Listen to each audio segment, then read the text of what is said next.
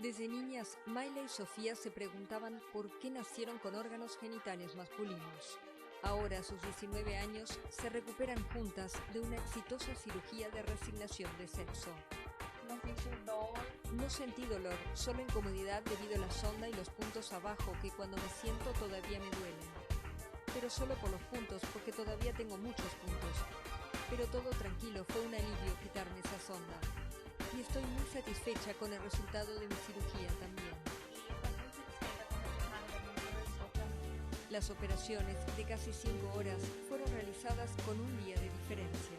Según el médico José Carlos Martins, a cargo de las cirugías, es el único caso reportado de gemelas trans realizándose el procedimiento juntas. Una semana después de la operación, las jóvenes bromean, pero también se emocionan al relatar su infancia y adolescencia, marcadas por episodios de acoso sexual, bullying y violencia física.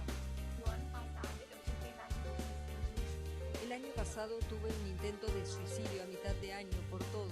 Tomé un frasco de Rivotril porque quería dormir.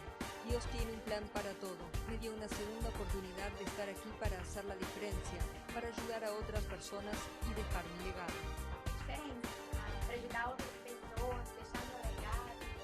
Mayla y Sofía nacieron en Tapira, una ciudad de apenas 4.000 habitantes en Minas Gerais, en el sureste de Brasil. Cuentan que siempre recibieron el respaldo de su familia, que desde pequeñas las llevó a médicos y psicólogos. Y su abuelo paterno remató una propiedad para pagar las cirugías, que costaron casi $20.000.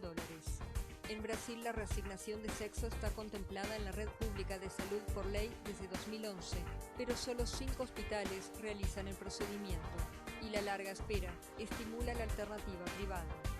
Mayla y Sofía están felices por su cirugía, aseguran que han vivido con miedo y ahora solo piden respeto, y confían en que su historia sirva para enfrentar prejuicios en un país donde cada 2 días una persona trans es asesinada. Não é obrigado a aceitar, mas é obrigado a respeitar o próximo.